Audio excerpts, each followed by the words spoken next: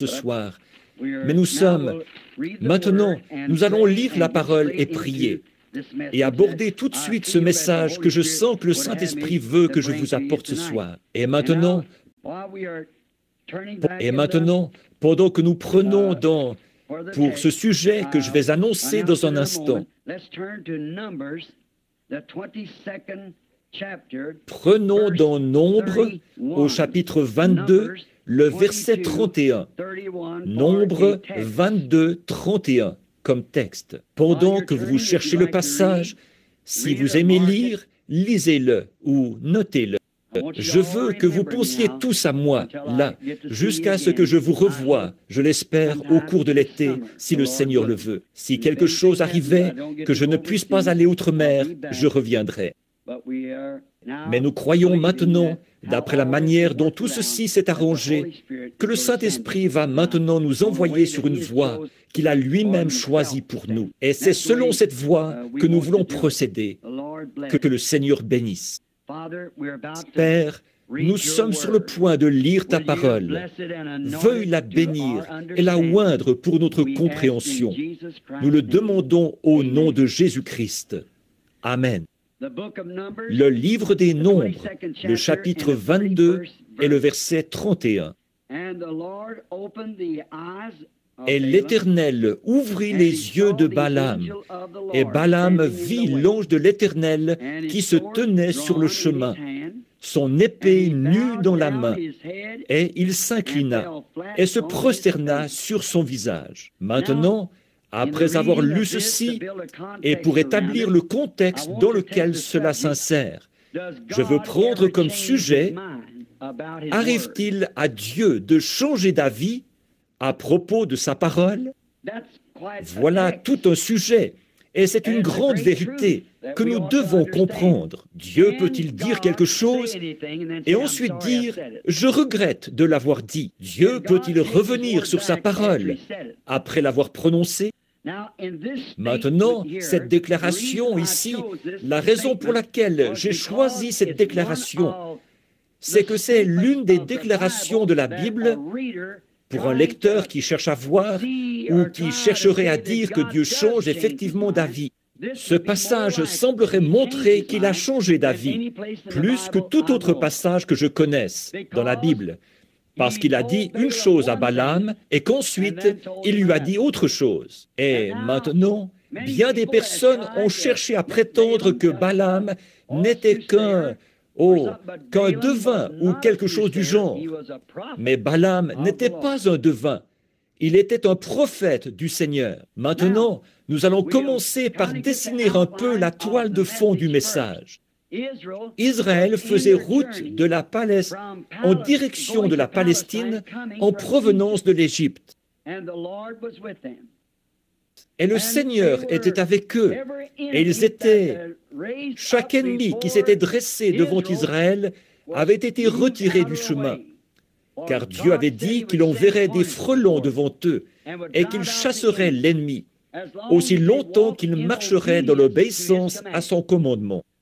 La tâche n'était jamais trop grande. Les Amalécites, les géants de cette époque-là, ne représentaient rien pour Israël. Il est vrai qu'ils étaient des hommes de petite taille, mais ils marchaient selon l'ainsi dit le Seigneur.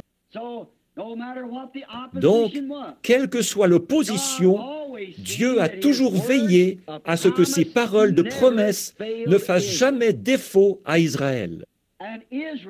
Et l'Israël de l'Ancien Testament est un type de l'épouse du Nouveau Testament, qui sort du monde, qui marche sur la route qui mène à Canaan, ou le Canaan où nous allons, le millénium.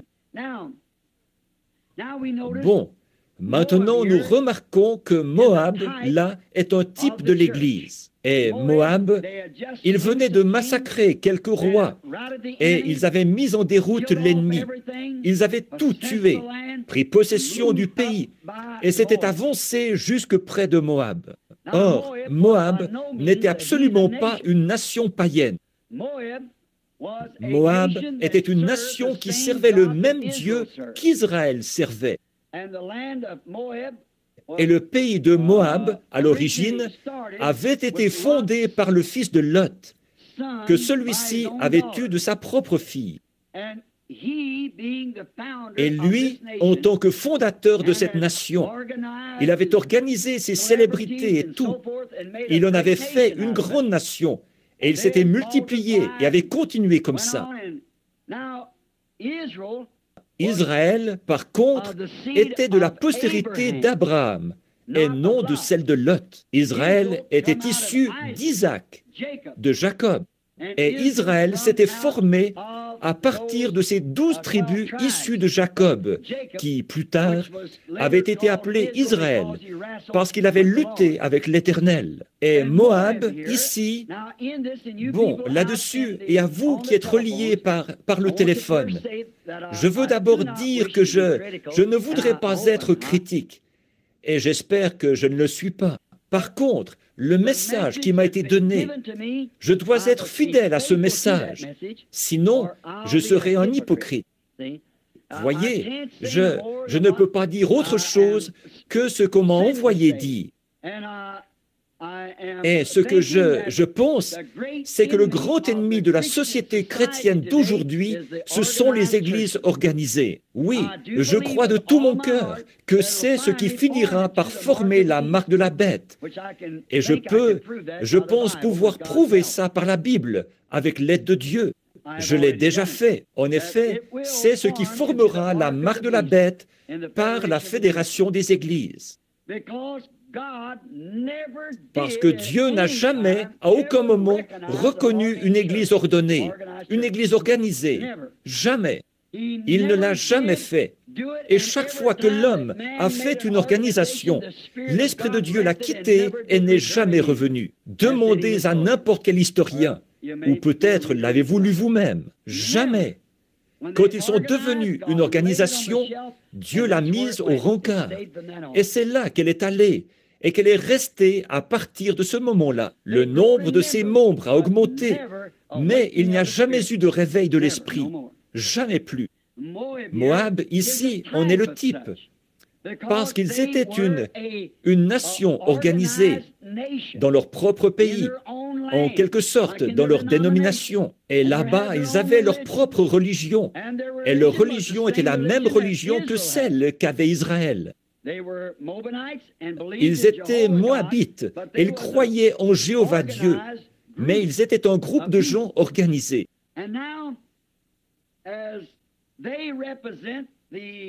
Et de même qu'eux représentent l'Église naturelle, Israël représente l'Église spirituelle dans son parcours. Or, Israël n'était pas une nation organisée. Aussi longtemps qu'ils suivaient Dieu, ils étaient indépendants. Ils arrivaient quelque part. Ils étaient de passage. Ils n'avaient nulle part où aller. Partout où allait la colonne de feu, ils l'accompagnaient. Ils n'étaient pas une nation organisée. Ils avaient un organisme parmi eux qu'ils avaient de par la circoncision, à la suite de ce commandement de Dieu. Mais ils n'étaient pas du tout une nation organisée à ce moment-là. Quand ils ont fini par devenir une nation organisée, c'est là qu'ils sont tombés et qu'ils ont rejeté leur Messie. Et maintenant, nous constatons toujours que lorsque ces esprits naturels et spirituels d'église et d'organisation se rencontrent, il y a toujours un affrontement. Ça n'a jamais manqué. Il y a toujours affrontement. Et la raison de ça, nous voyons que c'est la jalousie qui existe là. Et cette jalousie produit des comparaisons charnelles, des imitations.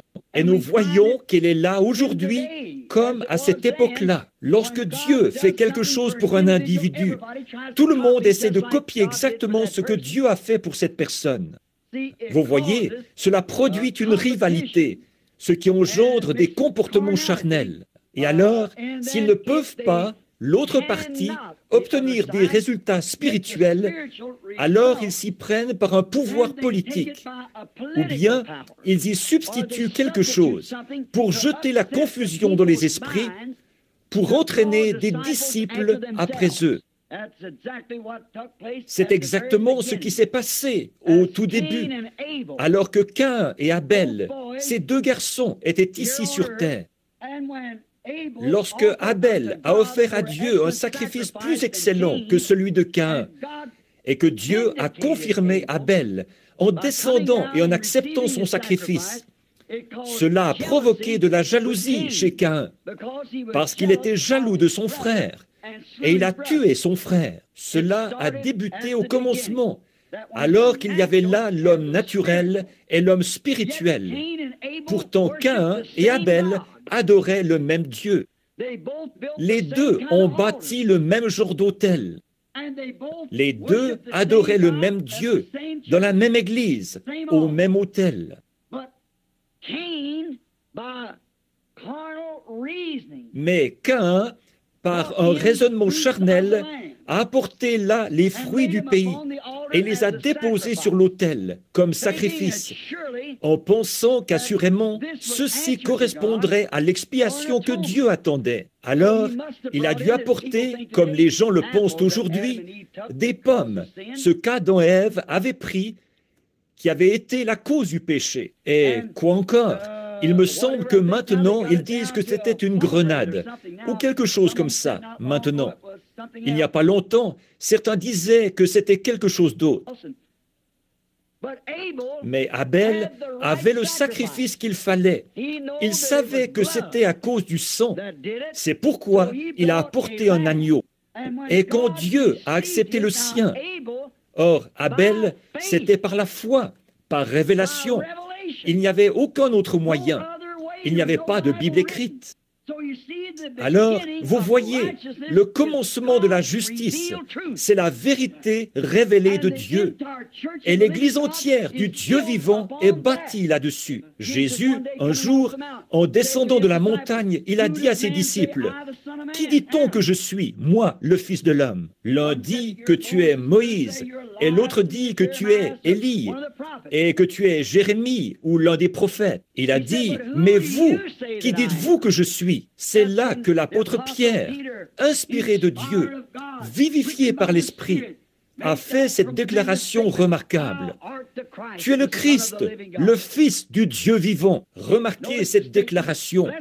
Tu es heureux, Simon, fils de Jonas. Ce ne sont pas la chair et le sang qui t'ont révélé cela. C'est mon Père céleste qui t'a révélé cela. Tu es Simon, sur ce roc. Quel roc? Bon, le catholique dit sur Pierre, le roc, la petite pierre. Le protestant, lui, dit sur Christ, le roc. Pas pour contredire, mais c'est sur la révélation que Pierre avait de qui il était. Nul ne peut venir à moi, a dit Jésus, si mon Père ne l'attire.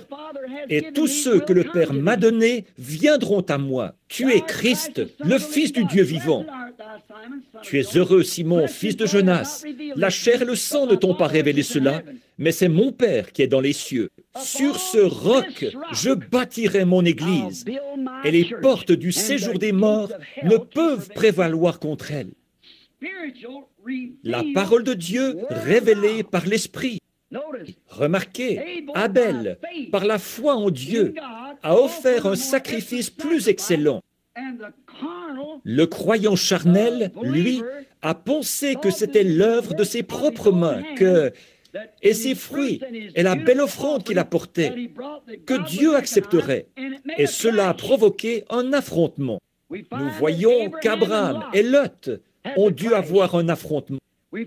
Nous voyons que Moïse et Dathan, Corée, ont eu le même affrontement. Moïse, un prophète qui avait été consacré, qui avait la parole du Seigneur, a confirmé qu'il avait été choisi pour être leur conducteur en cette heure-là, et qu'Abraham avait promis toutes ces choses. Et là, Moïse a fait exactement ce que Dieu avait annoncé qui arriverait.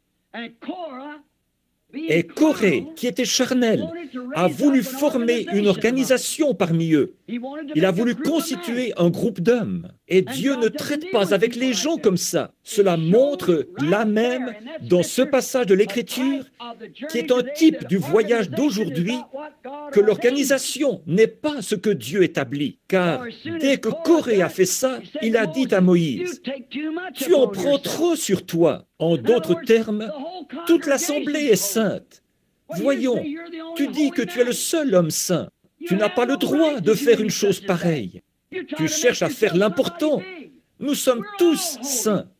Nous sommes tous des enfants de Dieu. Moïse a simplement tourné la tête et s'est éloigné. Il a dit, « Seigneur, que vais-je faire ?» Dieu a dit, « Sépare-toi de lui. J'en ai assez. » Et il l'a englouti dans la terre. Vous voyez, il y a eu un affrontement. Quand l'homme charnel et l'homme spirituel se rencontrent, il y a toujours un affrontement. Quand Judas et Jésus se sont rencontrés, il y a eu un affrontement. L'un, le Fils de Dieu, l'autre, le fils de Satan, tout comme Caïn et Abel. Il y a eu un affrontement quand ils se sont rencontrés. L'un d'eux était trésorier de l'Église et l'autre était pasteur.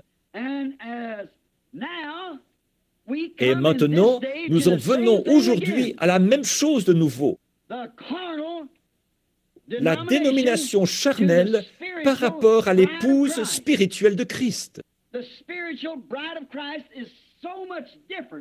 L'épouse spirituelle de Christ est tellement différente des organisations charnelles qu'il n'y a aucune comparaison possible entre elles. Maintenant, remarquez, l'homme naturel cherche toujours à copier l'homme spirituel. Mais, comme dans le cas de Jacob et d'Ésaü, ça ne marchera pas. Ça n'a pas marché. Maintenant, pour ce qui est de faire de bonnes œuvres, je crois qu'Ésaü, en fait, était un homme meilleur que Jacob aux yeux des hommes. Il essayait de s'occuper de son papa. Celui-ci était aveugle, un prophète. Et toutes ces choses qu'il essayait de faire. Mais pourtant, Ésaü ne considérait pas ces choses uniquement comme des œuvres charnelles. Il pensait pouvoir entrer sur la base de ce qu'il avait fait, en faisant du bien à quelqu'un, ce qui n'était pas mauvais. Mais Jacob, lui, de toute son âme, il désirait obtenir ce droit d'aînesse. Et c'est ce que Dieu a reconnu en lui comme étant spirituel. Remarquez, et à cause de ça, l'homme naturel a toujours haï l'homme spirituel. À cause de ça, Caïn a haï Abel. À cause de ça, Corée a haï Moïse. À cause de ça, Judas a haï Jésus. Et ça se poursuit de façon ininterrompue. À cause de ça, celui qui est naturel est celui qui est spirituel.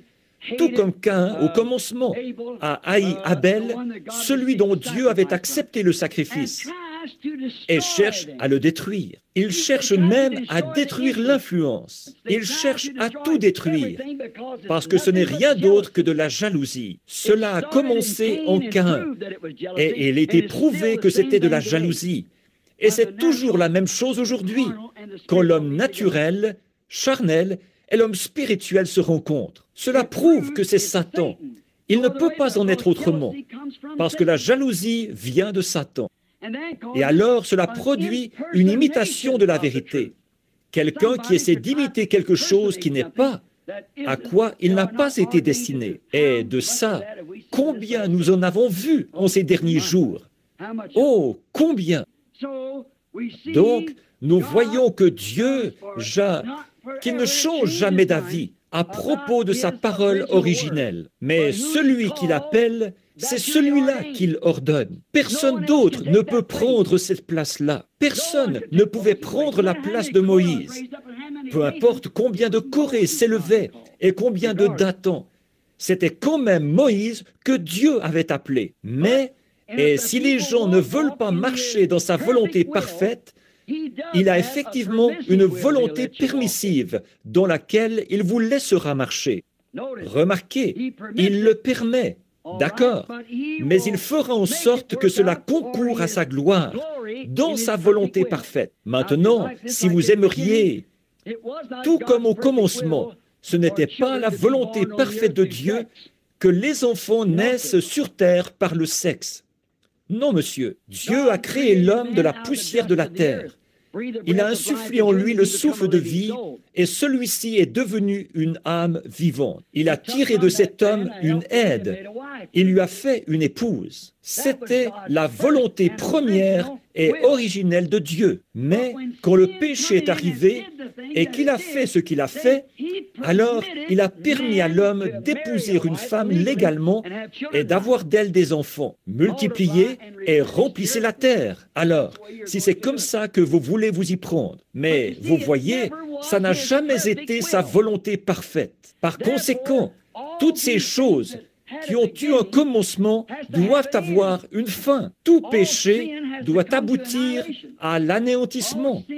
Tout péché doit être supprimé. Par conséquent, dans le glorieux millénium, quand la résurrection aura lieu, nous n'aurons pas à renaître encore de nos pères et mères, mais Dieu, comme il l'a fait au commencement, appellera l'homme de la poussière de la terre et son aide avec lui. C'est vrai, c'est comme ça qu'il l'a fait au commencement. Ainsi donc, Dieu ne change jamais d'avis à propos de quoi que ce soit. Seulement, il vous permettra de continuer. Maintenant, ceci est un long chemin détourné pour arriver à ce que je veux dire à ce sujet. Mais c'est vous, je veux que vous compreniez. Voyez, Dieu vous permettra de faire quelque chose. Et même, il vous bénira pendant que vous le faites. Mais pourtant, ce n'est pas sa volonté parfaite. Dieu a permis à Israël d'avoir une loi, dans Exode au chapitre 19, alors que la grâce leur avait déjà fourni un prophète, une colonne de feu, un agneau du sacrifice, une puissance de délivrance. Pourtant, ils réclamaient à grands cris une loi. Ce n'était pas la volonté de Dieu, mais elle a été introduite parce que l'homme voulait l'avoir. Et il a été maudit par la loi même qu'il avait voulu.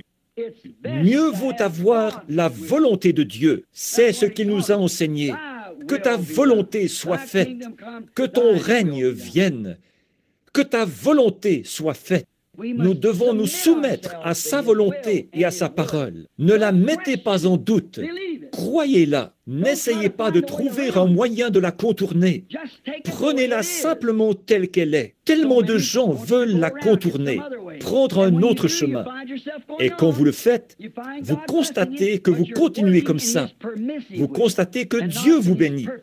Mais vous êtes en train d'œuvrer dans sa volonté permissive et non dans sa volonté divine parfaite. Il le permettra, comme je l'ai dit, mais il ne laissera pas cela être sa volonté parfaite.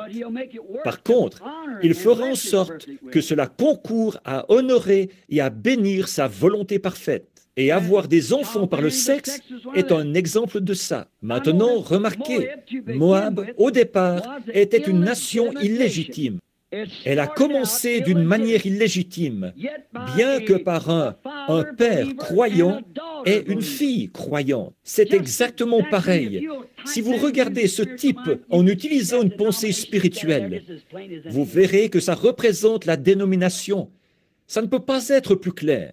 Assurément, vous voyez, la chose entière est complètement fausse. Et regardez, une fois amené, commencer comme ça ne peut jamais. Ça continue comme une boule de neige. Ça continue tout simplement à rouler en grossissant toujours plus, toujours plus, toujours plus. Prenez une erreur et partez avec cette erreur-là. Vous continuerez simplement à rouler et les choses vont s'ajouter l'une après l'autre, des choses semblables, elles s'ajoutent toutes l'une après l'autre. C'est de cette manière que l'Église a commencé. C'est de cette manière qu'elle a commencé à Nicée, Rome, quand l'Église catholique romaine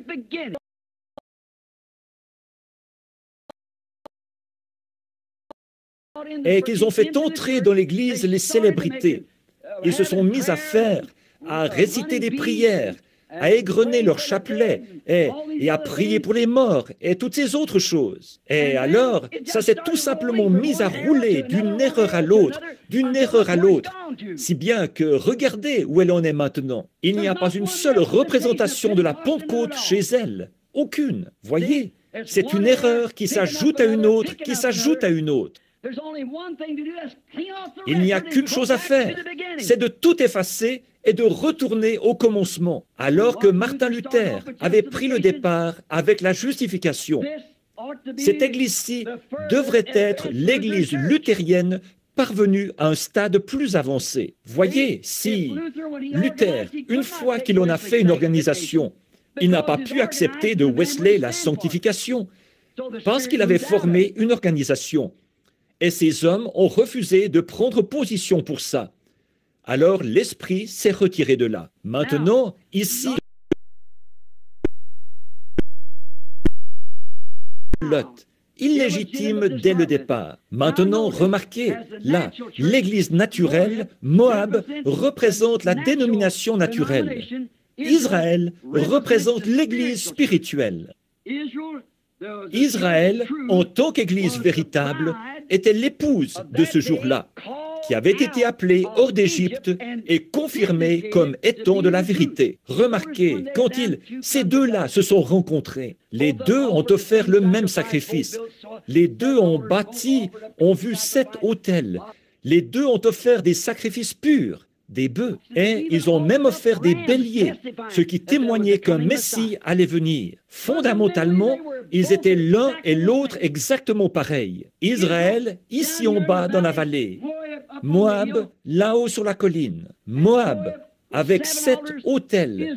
Israël, avec 7 autels. Moab, avec 7 bœufs. Israël, avec 7 bœufs. Moab, avec 7 béliers, pour exprimer que le Messie allait venir. Israël, avec 7 béliers. Quelle était la différence entre eux? Fondamentalement, l'un et l'autre avaient raison. Mais vous voyez, Moab n'avait pas cette confirmation que Dieu était avec eux. Ils étaient seulement une nation, un groupe de célébrités. Mais Israël, eux, ils avaient un prophète avec eux. Ils avaient un rocher frappé avec eux. Ils avaient une colonne de feu. Ils avaient un serpent d'airain pour la guérison. Ils avaient les bénédictions de Dieu qui les accompagnaient tout le temps. Et ils étaient les enfants de Dieu qui avaient été appelés à sortir. Or, nous voyons que c'est un type qui représente de façon vraiment parfaite, ici, les églises d'aujourd'hui. Moab, eux, ce n'était pas comme ça. Israël n'était que de passage. Ils allaient de lieu en lieu. Quelle que soit la direction que prenait la colonne de feu, ils prenaient la même direction qu'elle. Moab, non. Eux, ils étaient bien installés dans leur propre dénomination, là dans leur propre nation. Ils ne se déplaçaient pas. Ils restaient toujours là. Ils avaient leur célébrité, ils décrétaient que les choses devaient se faire de telle façon, et ils avaient leurs guerriers, ils avaient leurs combattants, ils avaient leurs rois qu'ils avaient et dont ils recevaient leurs ordres, et ainsi de suite. Mais Moab a vu qu'Israël avait quelque chose qu'eux, ils n'avaient pas. Ils ont vu une formidable puissance au milieu d'Israël. Et c'était un prophète. Et ce prophète était Moïse. Et il savait que lorsque la bataille allait mal, il n'avait qu'à lui soulever les mains et à les maintenir levées. Et la bataille prenait une nouvelle tournure.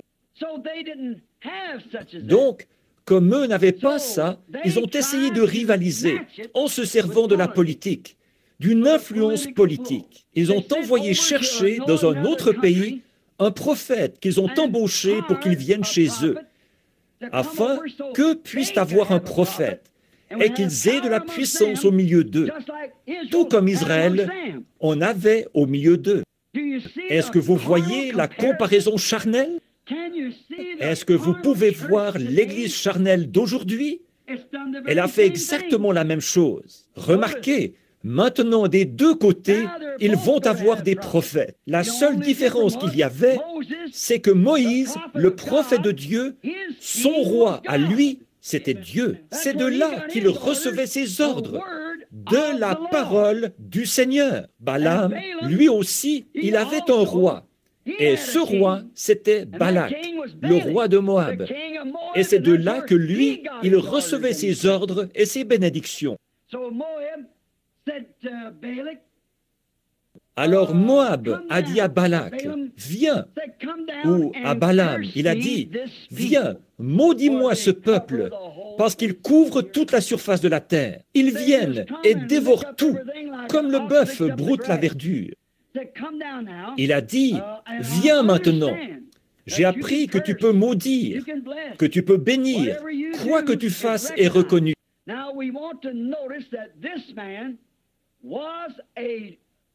Maintenant, nous voulons noter que cet homme était un prophète ordonné par Dieu, mais il a vendu son droit d'aînesse pour des motifs politiques, tout comme l'Église l'a fait aujourd'hui, comme Luther, Wesley, la Pentecôte et tout ce groupe. Ils l'ont vendu pour acquérir du prestige dans leur organisation. Moïse aux ordres de Dieu, Balaam aux ordres de Balak. Pourtant, ces deux prophètes étaient des hommes appelés de Dieu, et les deux étaient spirituels. Remarquez la différence. Chacun avait un chef. Celui de Moïse était Dieu. Celui de Balaam était Balak. Remarquez ici comment le spirituel est employé pour démontrer que le naturel est faux. Moïse, envoyé par Dieu dans l'exercice de ses fonctions, et voilà qu'un autre prophète de Dieu vient le défier. Pouvez-vous imaginer ça? Moïse, appelé de Dieu, ordonné par Dieu, se tenant dans l'ordonnance de Dieu, il se présente au milieu de ce groupe froid et formaliste, et il est défié par un autre prophète de Dieu, ce que Dieu avait béni et ordonné. Comment allez-vous faire la différence? L'un et l'autre avaient des prophètes. Dieu parlait aux deux prophètes. Certains d'entre eux disent, Dieu a dit, fais ceci. Dieu a dit, fais cela. Or, je ne mets pas ça en doute. Mais ce n'est pas dans la ligne de la parole de Dieu. Ce prophète, qu'il soit prophète, peu importe, il n'est pas dans la ligne. Tellement de personnes se laissent tromper par ça. Oh, ce frère peut faire ceci, et ce frère peut faire cela. Et nie la parole. Quand je parlerai la langue des hommes et des anges, quand j'aurai des dons jusqu'à transporter des montagnes, quand je distribuerai tous mes biens pour la nourriture des pauvres, je ne suis pourtant rien. Plusieurs viendront à moi en ce jour-là et diront, Seigneur, Seigneur, n'ai-je pas prophétisé en ton nom? N'ai-je pas en ton nom chassé des démons et fait des miracles? Et je leur dirai, retirez-vous, retirez-vous de moi, vous, ouvriers d'iniquité. Je ne vous ai jamais connus. Ils viennent pourtant confesser qu'ils ont fait ces choses. Mais Jésus a dit qu'ils étaient des ouvriers d'iniquité. L'iniquité, qu'est-ce que c'est? C'est quelque chose que vous savez que vous devriez faire, qu'il est bien de faire. Et pourtant, vous ne le faites pas. Voyez-vous ce que ça va être dans les derniers jours? Écoutez la ligne entière. C'était mon but ce soir. J'ai dit que je serais sorti à 21h. Mais je vais dépasser un peu peut-être. Regardez, c'était là tout mon but, de vous montrer cette ligne-ci par la parole de Dieu. Vous voyez que Dieu doit tenir sa parole afin de rester Dieu. Maintenant, nous remarquons qu'ils étaient tous les deux des hommes spirituels. Les deux étaient prophètes. Les deux étaient appelés. Et Moïse, tout à fait dans l'exercice de ses fonctions, avec une colonne de feu de nouveau devant lui chaque jour, avec l'Esprit de Dieu sur lui, dans l'exercice de ses fonctions.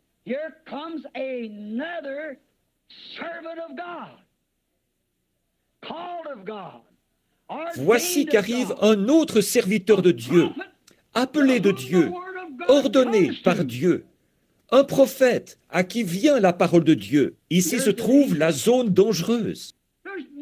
Personne ne pouvait contester que cet homme était de Dieu, parce que la Bible dit que l'Esprit de Dieu lui parlait, et il était un prophète. Mais vous voyez, quand il a reçu la vraie réponse de Dieu, il n'a pas voulu s'y conformer, il n'y a pas prêté attention, puis il est allé défier Moïse.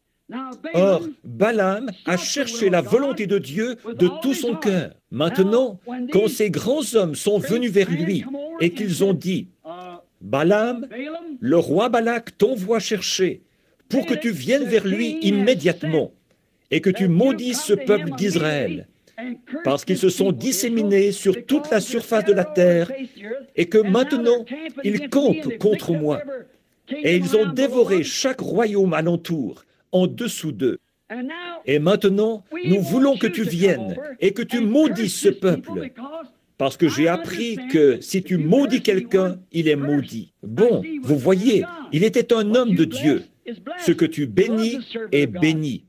Il était bien un serviteur de Dieu. Et alors, Balaam, étant prophète, s'est dit, « Je n'ai qu'une seule chose à faire, c'est de chercher la volonté de Dieu. » C'est ça, le devoir d'un prophète, s'il a été appelé à être prophète. Premièrement, que doit faire un prophète? C'est chercher la volonté, la parole de Dieu. Il doit le faire. Parce que, étant prophète, la parole de Dieu vient à lui. Là, ils disent, eh bien, vous n'êtes pas un théologien. Jamais la Bible ne déclare que la parole de Dieu est venue à un théologien. C'est eux qui l'embrouillent. La parole vient au prophète de Dieu.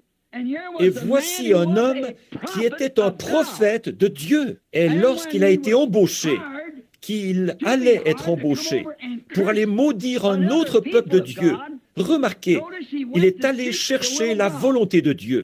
Il voulait connaître sa volonté parfaite. Et Dieu lui a fait part de sa volonté parfaite à cet égard. Sa volonté parfaite lui a été présentée. Quelle était sa volonté? Non, n'y va pas. Voilà la première parole de Dieu. Ne va pas avec eux. Non, n'essaye pas d'attaquer mon peuple qui marche dans mes voies parfaites. C'est bien comme ça aujourd'hui. Ils cherchent querelle, ils veulent contester et tout le reste, quand ils voient l'Esprit de Dieu agir au milieu de vous. Et ils essayent depuis des années de l'étouffer. Mais plus ils essayent de l'étouffer, plus cela grandit. Vous ne pouvez pas maudire ce que Dieu a béni. Vous ne pouvez vraiment pas. Vous ne pouvez vraiment pas le faire. Donc, vous voyez, c'était le peuple de Dieu. Or, ce prophète, même s'il était là-bas et qu'il avait été embauché par le roi, qu'il travaillait parmi les célébrités et tout, et la parole de Dieu était venue à lui, il avait cherché la volonté de Dieu, et la volonté de Dieu lui a donné la réponse. En ces mots, ne maudis pas ce peuple, je les ai bénis. Or, il n'y a pas un seul théologien sous le ciel qui puisse nier que ce message que nous prêchons est exactement la parole de Dieu, qui vient juste à temps. Dieu l'a confirmé par tout ce qui a été dit et fait. Il a prouvé que ce message est vrai. Maintenant, il n'y a aucun théologien, aucun lecteur de la Bible, aucun prophète qui puisse regarder dans cette parole s'il est vraiment prophète. Il verra la même chose. Mais s'il ne voit pas la même chose, ça montre qu'il y a quelque chose qui ne va pas. En effet, vous dites, eh bien, oh, je pourrais le prendre inversement. Balak aussi, Balaam. Voyez, mais Dieu a identifié Moïse. Et alors, quelle en était la preuve? La parole de Dieu. Il avait entendu la décision de Dieu, qui était claire et nette. Non, n'y va pas. N'essaie pas de maudire ce que moi j'ai béni. Ces gens sont mon peuple. Mais vous savez quoi? Balaam n'aimait pas ces gens-là dès le départ. Oh, combien de Balaam y a-t-il dans le monde aujourd'hui? Il n'aimait pas ce groupe dès le départ. Maintenant, après qu'il a reçu la décision claire de Dieu, non, n'y va pas. Mais vous voyez, plutôt que de faire ça, c'était la même chose que Caïn, que Corée. Il était jaloux et il voulait une raison pour y aller quand même. Remarquez, son quartier général dénominationnel, après qu'il eut renvoyé la réponse là-bas. Non, je ne crois pas que j'y irai. Je ne crois pas que j'aurai quoi que ce soit à faire avec eux. Je ne vais pas contester avec ces gens, parce que Dieu m'a dit qu'ils sont son peuple. Alors, je ne crois pas que j'y irai. S'il s'en était tenu à ça, mais au fond de son cœur, il ne les aimait pas. Voyez, il n'était pas de son groupe. Et tout ce qui ne faisait pas partie de son groupe n'était pas juste dès le départ. Voyez? Et il les méprisait. Il disait, ces gens-là ont fait des choses terribles.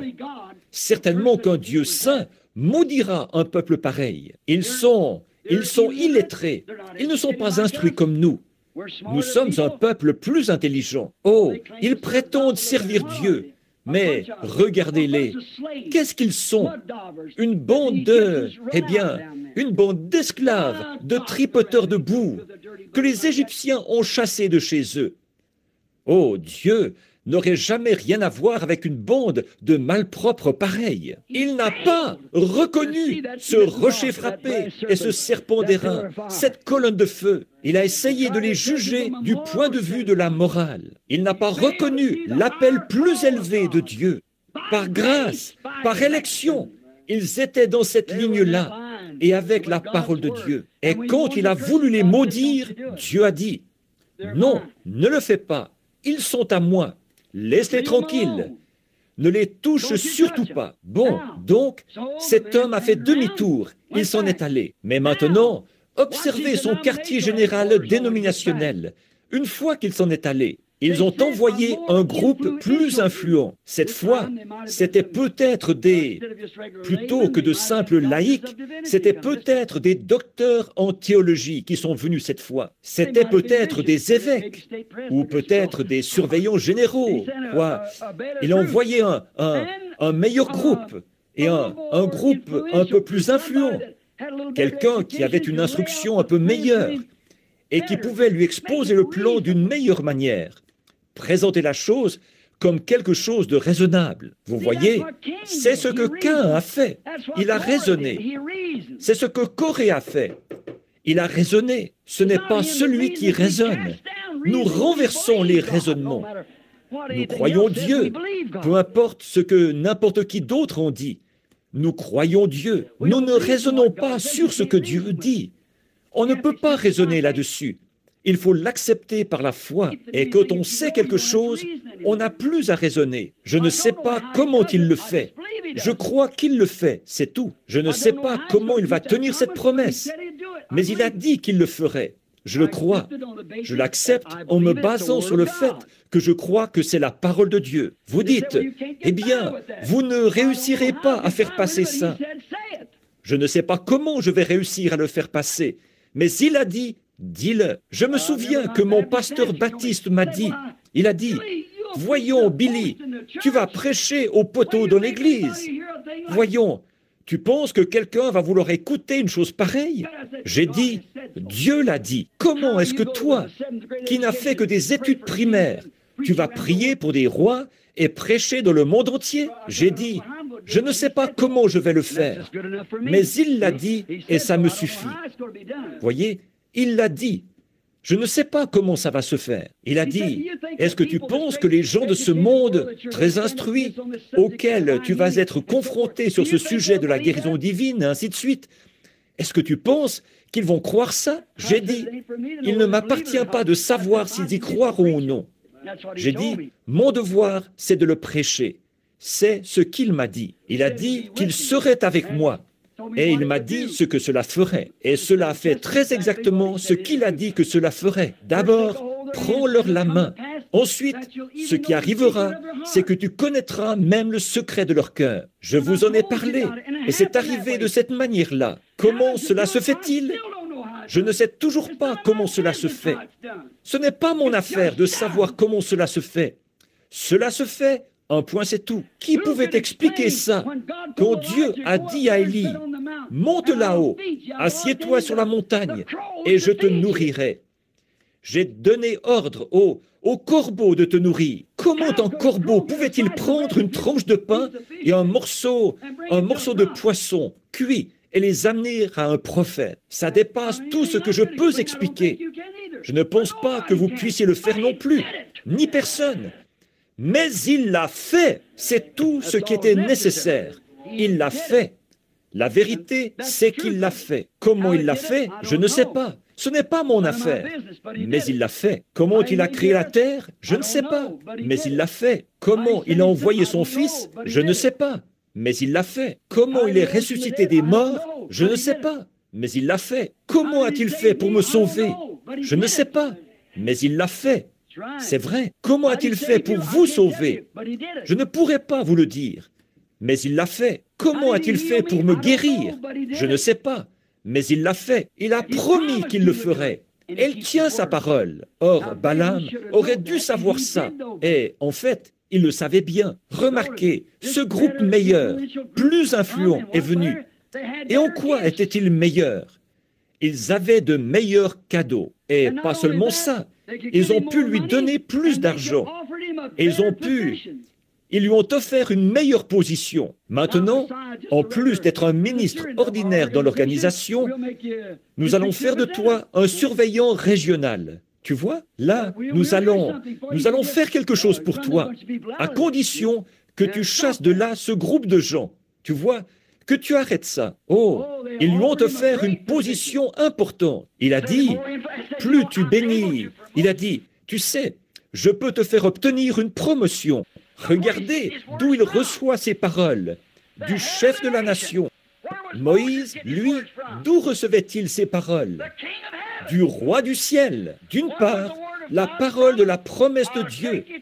Je vous emmènerai au pays promis, et nul ne tiendra contre vous. J'enverrai des frelons devant vous, et je les chasserai de tous côtés, et vous allez prendre possession du pays. Je vous l'ai déjà donné. Allez-y, emparez-vous-en, prenez-en possession. Il vous appartient. Alors, vous voyez, c'est lui que Moïse écoutait. Cet homme aussi, il écoutait, jusqu'au moment où il s'est agi de quelque chose dont il était jaloux dans son cœur.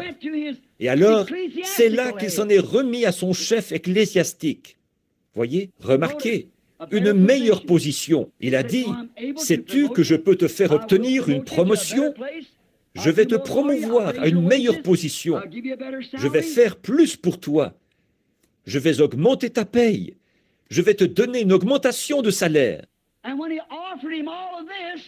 Et quand il lui a offert toutes ces choses, ça l'a aveuglé. Combien de Balaam y a-t-il dans le monde aujourd'hui qui, à cause d'une meilleure position, d'une meilleure église, de la promesse de quelque chose, quand les yeux d'un homme s'ouvrent à la parole et aux œuvres de Dieu, et ce brave homme qui a de l'influence va commencer en tant que serviteur de Dieu et diriger une bonne assemblée. Après un certain temps, le baptême du Saint-Esprit lui est présenté. Le baptême au nom de Jésus lui est présenté. Ce qui est un passage des Écritures est la seule manière scripturaire de baptiser. Et quand ça lui est présenté et que la dénomination sait qu'ils vont le perdre, quand il se lancera là-dedans, alors il lui offre une meilleure position, une mutation dans une autre église. Vous voyez, le vieux balamisme, de nouveau, exactement tel que c'était au commencement. Or, cet homme qui lit la Bible, il ne peut pas la lire sans voir que c'est la vérité. Jamais personne n'a été baptisé au moyen des titres de Père, Fils, Saint-Esprit. C'est un credo catholique et non une doctrine biblique. Aucune personne n'a jamais été baptisée, ni dans la Bible, ni pendant les 300 ans qui ont suivi la mort du dernier apôtre. Jamais personne n'a été baptisé autrement qu'au nom de Jésus-Christ. C'est l'Église catholique qui a lancé cette pratique, et les autres ont fini par l'adopter. Et tout ministre assis dans son bureau qui regarde ça sait que c'est la vérité, mais à cause de la popularité, pour garder sa position, pour être mieux considéré parmi les gens, il fait des compromis. Eh bien, dites-vous, Dieu l'a béni. Certainement, certains d'entre eux ont des dons de guérison. Certains d'entre eux ont de grandes campagnes. Et pour eux, c'est comme une gifle. Ils reçoivent de la parole de Dieu la même réponse que vous, ou que n'importe quel autre homme recevrait. Dieu ne change pas. Vous voyez ce que je veux dire? Balaam, pour obtenir une meilleure position, qu'il s'est dit. Maintenant, regardez, quand ce meilleur groupe est revenu, Balaam, là, il a débité un texte artificiel. Voyez, il a dit, le meilleur groupe est revenu. Il aurait dû dire, « Hors de ma présence, je vous ai déjà rapporté la parole de Dieu. Allez-vous-en.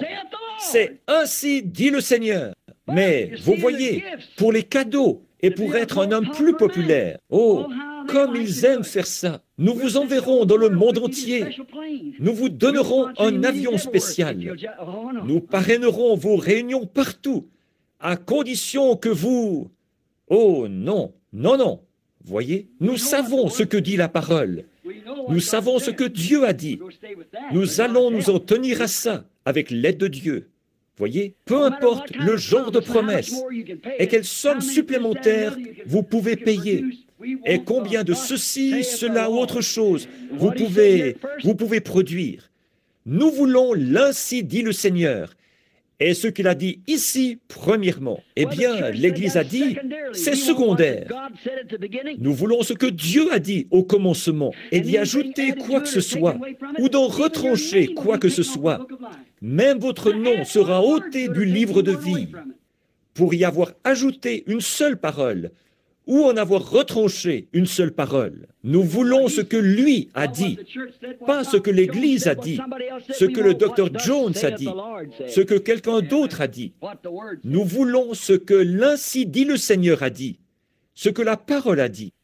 Mais, bon, nous trouvons Balaam, un serviteur de Dieu, et beaucoup de ces hommes prennent le départ. Oui, ils sont ordonnés par Dieu. Oui, ils annoncent la parole de Dieu. Beaucoup de choses. Mais pour ce qui est de la vérité entière, ça, ils ne veulent pas. Remarquez ceci. En tant que prophète de Dieu, dès le départ, il n'aurait pas dû se faire prendre dans un groupe comme celui-là. Il n'aurait pas dû aller avec eux. Mais observez, pour la popularité, vous voyez, pour apaiser sa conscience, il a dit, eh bien, passez la nuit ici et je vais essayer de nouveau. Vous voyez, je vais essayer de nouveau. Pourquoi veux-tu essayer de nouveau? Dieu lui avait déjà dit ce qu'il fallait dire. Dieu avait dit, dis-leur que tu n'y vas pas.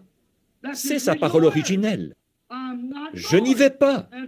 Non, n'y va pas. Ne maudis pas ce que j'ai béni. Maintenant, observez comment ça s'est retourné contre lui quelque temps après. Voyez, et ça le fera chaque fois. Quand Dieu dit quelque chose, ce qu'il dit, c'est sérieux. Il ne change pas d'avis à ce propos. Il s'en tient strictement à sa parole. Peu importe ce que quelqu'un d'autre dit, il s'en tient strictement à cette parole. Or, Balaam aurait dû savoir à quoi s'en tenir. Il aurait dû se retirer de ces gens, tous ces beaux cadeaux et la promesse que ce roi avait faite. Tu sais que je peux le faire. Je suis l'évêque. Je peux faire tout ce que je veux. Et je vais te faire avoir une promotion, à condition que tu viennes faire ça pour moi. Dieu lui avait déjà dit, ne le fais pas. Mais pourtant, Balaam a dit, passez la nuit ici, et je vais essayer de nouveau. Vous voyez, il avait la parole. Il n'y a plus à discuter. Dieu l'a déjà dit. Un groupe comme celui-là, ils vont toujours vous convaincre d'abandonner la volonté de Dieu si vous les laissez faire. Une fois, un groupe est venu vers un prophète qui s'appelait Job. Lui, ils n'ont pas réussi à le dissuader. Il avait vu la chose en vision. Il savait ce qui était vrai. Balaam avait vu la chose en vision. Et malgré tout, il ne s'en est pas tenu à cela. Peu importe le nombre de fois où des groupes de son Église lui ont dit « Oh, Job, tu devrais faire ceci, tu devrais faire cela. » Même sa femme, il lui a dit « Tu parles comme une insensée. » Voyez, je sais ce que le Seigneur a dit. Je sais ce qu'il exigeait. Et c'est ce que j'ai fait. Vous voyez, il s'en est tenu à ce que Dieu lui avait dit. Remarquez, Balaam qui a débité ce texte artificiel pour apaiser sa conscience. Voyez, il a dit, eh bien, je vais voir ce qu'il en est. Je vais essayer de nouveau. Maintenant, c'est là que vous empruntez la voie secondaire. Combien de Balaam avons-nous ce soir qui aiment utiliser Matthieu 28, 19 comme texte artificiel juste pour apaiser leur conscience? Combien veulent utiliser Malachie 4 pour apaiser leur conscience? Combien veulent utiliser Luc 17:30 juste pour apaiser leur conscience? Combien veulent utiliser ces choses? Cependant, eh bien, je vais vous dire une chose. Je crois qu'ils sont complètement brouillés là-dessus. Et voilà Balaam qui cherche à dire, il se pourrait peut-être que Dieu se soit embrouillé. Je vais essayer de nouveau. Vous voyez, voir ce qu'il a dit. Or, il connaît votre cœur. Remarquez, Balaam a débité ce texte artificiel pour apaiser sa conscience. Parce qu'en fait, il voulait cet argent. Il voulait cette place de dignitaire. Il voulait ça. Il voulait ce poste. Il voulait cette position. Qu'on soit en admiration devant lui. Le docteur un tel. Alors il a dit, je vais essayer de nouveau. Oh, Balaam qui sont dans le monde ce soir, à qui on a promis des positions, la popularité. Oh là là, ils endorment leur conscience avec ces choses, à cause de leur dénomination, qui disent, si vous faites ça, on vous met dehors. Je sais que vous êtes un brave homme, et nous vous aimons. Et c'est effectivement un brave homme. Nous vous aimons. Mais vous ne pouvez pas prêcher ça. Notre doctrine dit que vous ne pouvez pas faire ça. Le docteur Untel a dit que c'est comme ça.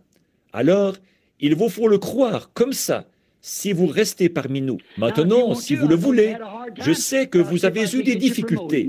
Eh bien, je vais voir si je peux vous obtenir une promotion. Peut-être une mutation dans une autre église. Oh, espèce de Balaam! Quand tu connais la volonté de Dieu, fais-la! Dieu ne va pas changer d'avis.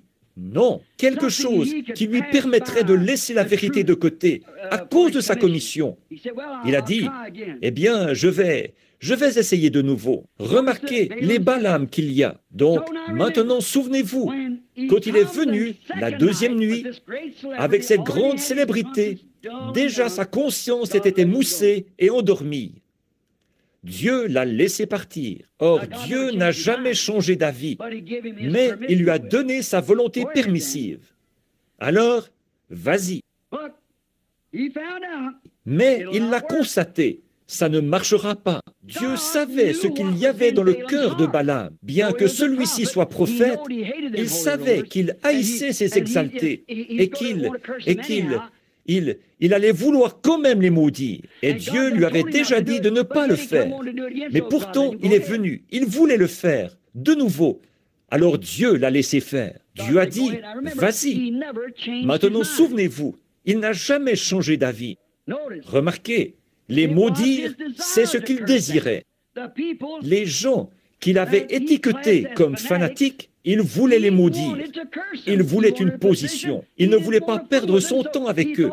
Alors il s'est dit que s'il pouvait faire son petit numéro pour le roi, alors il obtiendrait une promotion. Dieu n'a jamais changé d'avis, ni changé sa parole. Mais il vous donnera ce que désire son cœur, votre cœur. Il l'a promis. Vous savez ça. Il a promis de vous donner ce que votre cœur désire. Alors, que votre désir soit la parole de Dieu, que votre désir soit sa volonté, jamais votre propre volonté, sa volonté. Si vous lui demandez quelque chose et qu'il ne vous le donne pas, dites « Merci Seigneur, tu sais ce qui est bon. » Regardez, même le roi Ézéchias, quand il a envoyé ce prophète là-bas vers lui, quand Dieu l'a envoyé, il a dit « Donne tes ordres à ta maison.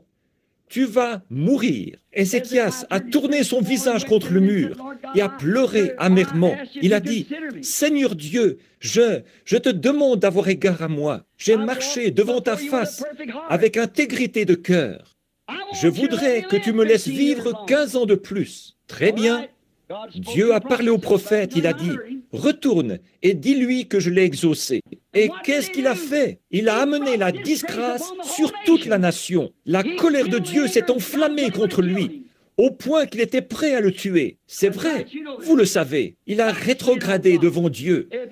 Il aurait été de beaucoup préférable pour la nation, pour le roi et pour tout le monde, qu'il parte en acceptant la première chose que Dieu avait prévue pour lui. Mais ça a paru difficile à ce prophète, quand il a fallu que ce prophète retourne lui annoncer la parole de Dieu, après qu'il lui avait déjà parlé. Mais Dieu a dit, vas-y. Mais vous voyez, cela a causé du déshonneur. Qu'est-ce que Balaam a fait? Après avoir connu la volonté de Dieu, malgré tout, il a persisté. Il voulait quand même le faire. Et qu'est-ce que ça a produit? Remarquez, il n'a jamais changé d'avis. Il savait ce qu'il y avait dans son cœur. Vous savez, Thomas, une fois, il n'arrivait vraiment pas à y croire. Non, il a dit, non, je n'arrive pas à croire ça. Si je pouvais mettre ma main dans son côté, la mettre là où étaient les clous dans ses mains, eh bien, alors je croirais alors. Il a dit, viens ici, Thomas. Tu vois, maintenant, mets tes mains ici. Là, oh, Thomas a dit à ce moment-là, c'est mon Seigneur et mon Dieu. Il a dit, oui, tu as vu, et maintenant tu le crois. Combien plus grande sera la récompense de ceux qui n'ont jamais vu et qui croient quand même. Parfois, les gens ne veulent pas recevoir le Saint-Esprit à moins qu'ils parlent en langue. Je crois au parler en langue. Certainement, il est un Dieu bon. Il vous donnera ce que votre cœur désire. Mais peu importe combien vous parlez en langue, si vous niez cette parole, vous avez tort de toute façon. Vous voyez, ce n'est pas le parler en langue qui vous fait entrer. C'est le fait de garder chaque parole qui vous fait entrer. Voilà la preuve du Saint-Esprit.